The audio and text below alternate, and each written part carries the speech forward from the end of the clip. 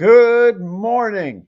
It is an early morning, and we have got to talk what happened last night in professional sports, the NBA and the NHL. But we've got to start. It is Pacers game day. A big one today for the Pacers in Cleveland. Game two of their series against the Cavaliers, and the Pacers with the chance to go up 2-0. Series over if the Pacers can get the win at Cleveland and take both of the first two games on the road. Hopefully, the Pacers don't have the attitude. We got the 1 out of 2. We got the split we needed, and they don't come out with the same type of energy that they had in game one.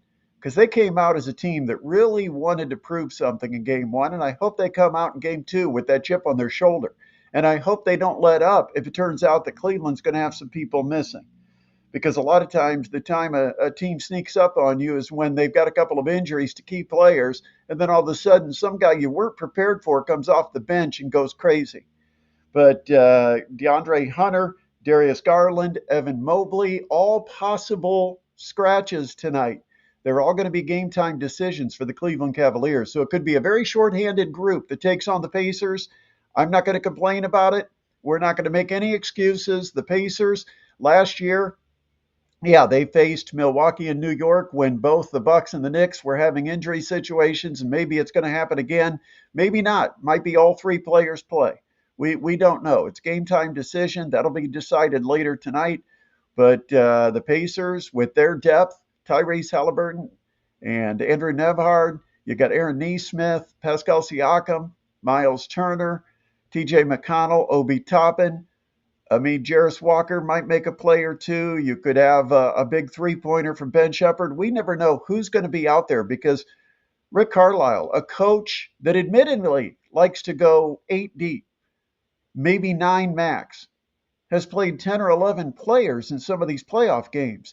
He's using the depth to the Pacers' advantage, pushing the pace, trying to wear down a team that's not going as deep.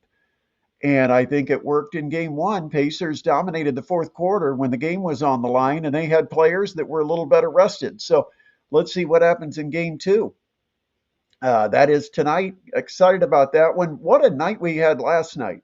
The New York Knicks down 20 points in the third quarter, and they come back and ultimately win the game in overtime against the Boston Celtics in Boston. The Knicks absolutely stole one from Boston.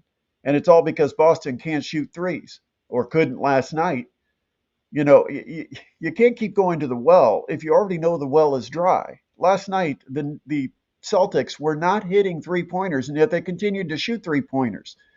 And they continued to shoot three-pointers. And then they continued to shoot three-pointers. And they had some holes to attack the Knicks defense on the drive and dish.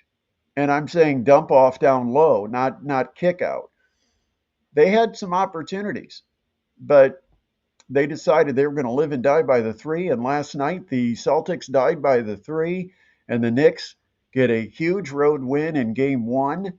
And so, you know, you look around and it's like all these favorites that have home court advantage, they're all dropping the first game. Look at what happened last night then with Denver and OKC. I don't know what's more amazing, what the Knicks did at Boston or what Denver did at OKC. Now, I have to thank the Knicks at Boston because Boston's been such a great team. OKC still kind of new to this whole experience of the playoffs where teams will play to the very final horn. You get full 48 minutes. No one throws in the towel because they're down 11, 12 points with 6 or 7 minutes left, like Denver was. And Denver comes back and ultimately beats OKC after OKC pretty much controlled this game with a 8, 9, 10, 11-point lead. It seemed like that was pretty much the consistent number. And then all of a sudden, boom, Denver gets hot. OKC misses 2 huge free throws. And the next thing you know, it is Denver winning it on an Aaron Gordon three-pointer. Denver steals one at OKC. So you've got Denver with a 1-0 lead. You got the Knicks with a 1-0 lead. The Pacers with a 1-0 lead. It's exciting in the NBA right now. Also, let's talk about hockey. Last night, Panthers and the Maple Leafs get their series started up in Toronto. All Toronto early, and I had to feel like maybe the extended rest that the Panthers had played against them a little bit because they just didn't have their normal crisp timing early in the game. The Maple Leafs jumped out to a 4-1 lead in the second period, but then back come the Panthers. And I feel like maybe that's when they started to get their crispness, their fight, their legs, whatever it might be, just didn't look themselves until that third period when they finally really started to attack and cause trouble to Toronto on that forecheck, and the Panthers made it a one-goal game. It was 4-3, still plenty of time left, but then unfortunately the Panthers with a mess up on a substitution, they were left with just four players on the ice, and it was not a power play for Toronto. It was just a screw up by Florida. They didn't have a defenseman out there that should have been on the ice, and the next thing you know, Toronto comes down, gets a breakaway, and scores a goal to make it 5-3. Panthers still were not done. They still came back and scored to make it 5-4 and make things interesting down the stretch. But Toronto held on, and so Toronto takes game one of that series. No sweat yet. Panthers took 3 of 4 against Toronto during the regular season. They just have to win 3 of the next 4 now. They'll have a 3-2 lead with game 6 and 7 on the docket. But I'm fine with that. I'm not. I know I'm a Panthers fan, but I'm not that concerned. It was a tight game. The Panthers figured something out after the second period, played better, and now the big question is what's going to be the story with Anthony Solars, the Toronto goalie, took one right in the face, right in the noggin, and ended up having to come out of the game, and it did not look good.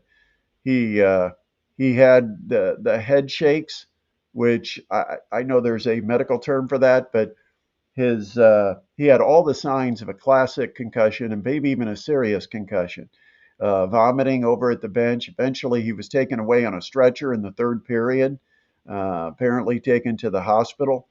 And so I don't know that we'll see Anthony Solars back in the net, and that's going to be a lot of pressure on Toronto losing their star goaltender. So could be an interesting series, but it was a fun, entertaining game last night, especially in the third period for those of you that stayed up and watched it. And if you stayed up and watched the NBA, it was even more dramatic with Denver having that huge late comeback against OKC. Great day in sports. Tin Caps start a series against South Bend coming up later tonight.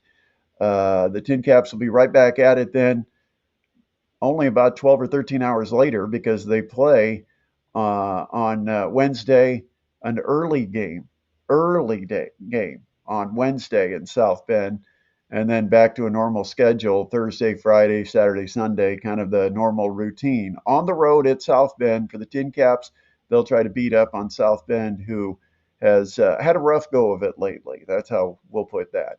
Komets, huge win last night.